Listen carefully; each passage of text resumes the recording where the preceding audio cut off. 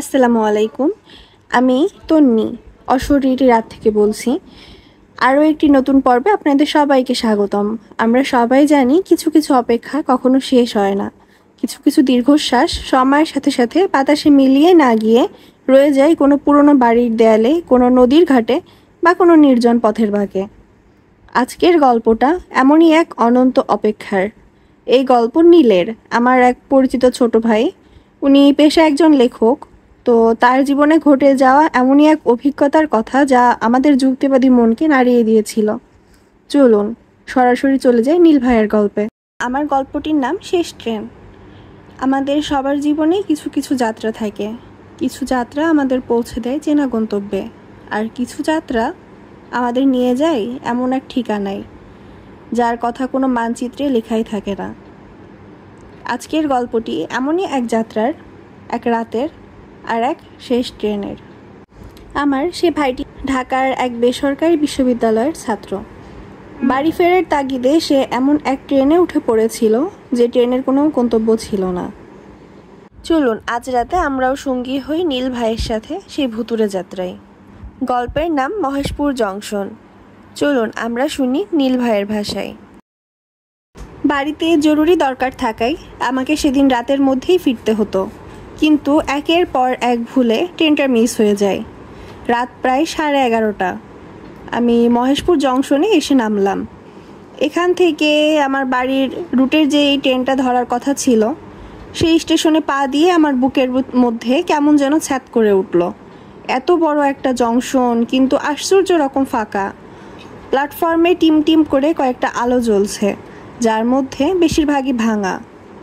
চারিদিকে সনসন করে হাওয়া বইছে, আর তার সাথে ভেসে আসছে ঝিঝি পোকার ডাক। প্ল্যাটফর্মের এক কোনায় একটা পুরনো কাঠের চেয়ারে বসে ঝিমোচ্ছিলেন স্টেশন মাস্টার। আমি তার কাছে গিয়ে কাপা কাপা গলায় জিজ্ঞেস করলাম, চাচা, এখান থেকে বঙ্গ যাওয়ার শেষ ট্রেনটা কখন আসবে? লোকটা আমার দিকে না তাকিয়েই রুক্ষ গলায় জবাব দিল, আজ রাতের শেষ ট্রেন অনেক আগেই চলে গেছে। এখন আর কোনো ট্রেন নেই, বাড়ি ফিরে যান। আমি খুবই হতাশ হয়ে গেলাম, কিন্তু আমার যে আজ রাতেই ফেরা দরকার। স্টেশন মাস্টার এবার আমার দিকে তার ঘোলাটে চোখে তাকালেন। সেই দৃষ্টিতে ছিল এক অদ্ভুত সতর্কতা। তিনি বললেন, তরুণ, রক্ত গরম, বাড়ি ফেরা আর এত কিসের তারা? যা বলছি শোনো, এই স্টেশন আর এক মুহূর্তও থেকো না। যা পাবে তাতেই চেপে এখান থেকে চলে যাও। তার কথাগুলো আমার কাছে কিছুটা ঘেয়ালির মতো মনে হলো, কিন্তু আমার আর কিছুই করার ছিল না। মোবাইলের চার্জও প্রায় শেষ। আমি হতাশ হয়ে প্ল্যাটফর্মের একটা বেঞ্চে গিয়ে বসলাম। ভাবলাম সকাল পর্যন্ত এখানেই অপেক্ষা করতে হবে। সময় কাটছিল না। রাত বাড়ার সাথে সাথে প্ল্যাটফর্মটা আরও বেশি নির্জন আর ভুতুরে হয়ে উঠছিল। হঠাৎ করে চারপাশের ঝিঝির ডাক থেমে গেল। একটা অস্বাভাবিক নীরবতা নেমে এলো, আমার গায়ে কাঁটা দিয়ে উঠল। ঠিক তখনই আমি অনেক দূর থেকে একটা শব্দ শুনতে পেলাম। আমি অবাক হয়ে গেলাম। স্টেশন মাস্টার তো বললেন আর কোনো ট্রেন নেই। আমি উঠে দাঁড়িয়ে লাইনের দিকে তাকালাম। অনেক দূরে অন্ধকারের মধ্যে একটি ট্রেনের হেডলাইট দেখা যাচ্ছে। ট্রেনটা ধীরে ধীরে স্টেশনের দিকে এগিয়ে আসছে। আমার মনে কিছুটা স্বস্তি ফিরে এলো। যাক, তাহলে একটা উপায় তো হলো। কিন্তু ট্রেনটা যত কাছে আসছিল আমার অস্বস্তি তত বাড়ছিল। এটা কোনো সাধারণ ট্রেন ছিল না। এর ডিজাইনটা ছিল অনেক পুরনো, ব্রিটিশ আমলের মতো দেখতে। কামরাগুলোর ভেতরে কোনো আলো জ্বলছিল না, সব অন্ধকার। আর সবথেকে অদ্ভুত ব্যাপার হলো, ট্রেনটা চলার সময় লাইনের উপর থেকে প্রায় কোনো শব্দই হচ্ছিল না, শুধু একটা ঝিকঝিক আওয়াজ। ট্রেনটা যখন প্ল্যাটফর্মে এসে থামলো, তখন আমার বুকের ভেতর দিয়ে একটা হিম শীতল স্রোত বয়ে গেল। কামরার ভেতর থেকে কোনো যাত্রী নামলো না, কোনো দরজা খুলল না। আমি ইতস্তত করছিলাম উঠবো কি উঠবো না, কিন্তু বাড়ি ফেরার জেদটা তখন আমার মাথায় চেপে বসেছে।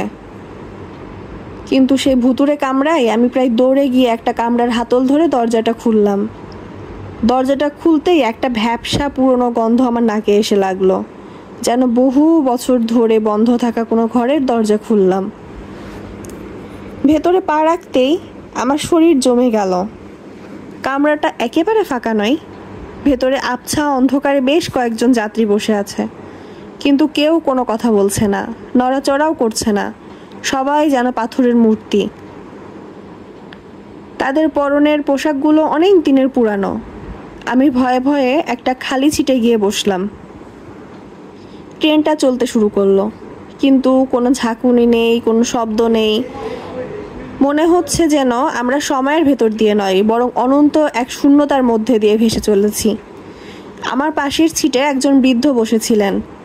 আমি সাহস করে তাকে জিজ্ঞেস করলাম, চাচা, ট্রেনটা কোথায় যাচ্ছে বলতে পারেন?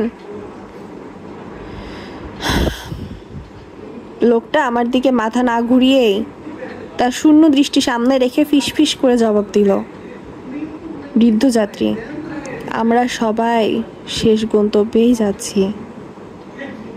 আমি ভয়ের চূড়ান্ত মুহূর্তে পৌঁছে গেলাম। তার কণ্ঠস্বর শুনে আমার শির দ্বারা দিয়ে ভয়ের স্রোত নেমে গেল। আমি বুঝতে পারছিলাম আমি কোনো সাধারণ ট্রেনে উঠিনি, আমি উঠেছি এক প্রেতাত্মার মিছিলে। আমি মরিয়া হয়ে জানলার বাইরে তাকালাম, কিন্তু বাইরে কোনো চেনা রাস্তা, গ্রাম বা শহর কিচ্ছু নেই, শুধু ঘুরঘুরটি অন্ধকার, যেন এক অতল গহ্বরের মধ্য দিয়ে আমরা চলেছি। হঠাৎ আমার চোখ গেল কামরার মেঝেতে পড়ে থাকা একটা পুরনো হলুদ হয়ে যাওয়া একটা সংবাদপত্রের দিকে। আমি কাঁপা কাঁপা হাতে সেটা তুলে নিয়ে দেখলাম। পত্রিকার তারিখটা দেখে আমার নিঃশ্বাস বন্ধ হয়ে গেল। 14ই আগস্ট 1975। পত্রিকার প্রথম পাতায় বড় বড় করে লেখা একটা দুর্ঘটনার খবর। শিরোনাম, মহেশপুর জংশনের কাছে ভয়াবহ ট্রেন দুর্ঘটনা, শতাধিক যাত্রীর মৃত্যু। খবরের নিচে ছাপা হওয়া ছবিটার দিকে তাকিয়ে আমার জ্ঞান হারানোর মতো অবস্থা হলো। ছবিতে দুমড়ে মুচড়ে যাওয়া যে ট্রেনের বগিটা দেখা যাচ্ছে, সেটা অবিকল এই বগিটাই। ঠিক সেই মুহূর্তে কামরার সমস্ত যাত্রীরা সবাই একসাথে কোনো শব্দ না করে তাদের মাথাটা আমার দিকে ঘোরালো। তাদের চোখগুলো ছিল না, ছিল শুধু দুটো কালো গহ্বর, আর তাদের মুখ থেকে কোনো চিৎকারই বের হলো না। কিন্তু আমার মাথায় যেন হাজার হাজার মানুষের আর্তনাদ একসাথে আছড়ে পড়ল। আমি আর এক মুহূর্ত অপেক্ষা করিনি, আমার সমস্ত শক্তি দিয়ে ট্রেনের দরজাটা খুলে চলন্ত ট্রেন থেকেই বাইরে অন্ধকারে ঝাঁপ দিলাম। যখন আমার জ্ঞান ফিরল, তখন ভোরের আলো ফুটেছে। আমি দেখি রেল লাইনের পাশে ঝোপের মধ্যে পড়ে আছি। আশেপাশে ট্রেনের কোনো চিহ্নই নেই। আমি খোঁড়াতে খোঁড়াতে মহেশপুর স্টেশনের দিকে গেলাম, কিন্তু আমি যা দেখলাম তাতে আমার পায়ের তলার মাটি সরে গেল। স্টেশনটা আগের রাতের মতো নেই। এটা এখন একটা সম্পূর্ণ পরিত্যক্ত ভাঙাচোরা জায়গা। প্ল্যাটফর্মের ওপর ঘাস আর জঙ্গল জন্মেছে। আমি দৌড়ে স্টেশন মাস্টারের ঘরের কাছে গেলাম। সেখানে দরজায় একটা মস্ত তালা ঝুলছে। কাছাকাছি একটা গ্রাম থেকে আমি জানতে পারলাম 1975 সালের ভয়াবহ দুর্ঘটনার পর সরকার এই স্টেশনটা আর এই লাইনটা পুরোপুরি বন্ধ করে দিয়েছে। গত 50 বছরে এই লাইন দিয়ে আর কোনো ট্রেনই চলেনি। সৌরভ সেদিন বাড়ি ফিরেছিল, কিন্তু তার জীবনের একটা অংশ চিরকালের জন্য সেই অভিশপ্ত ট্রেনেই রয়ে গেছে। মাঝে মাঝে গভীর রাতে আজও সেই ট্রেনের সেই করুণ হুইসেল শুনতে পাই। তাহলে ভাবুন, যদি কোনো দিন গভীর রাতে আপনি কোনো নির্জন প্ল্যাটফর্মে দাঁড়িয়ে থাকেন আর আপনার সামনে এসে দাঁড়ায় এমন একটি অন্ধকার ট্রেন, আপনি কি সেই ট্রেনে উঠবেন?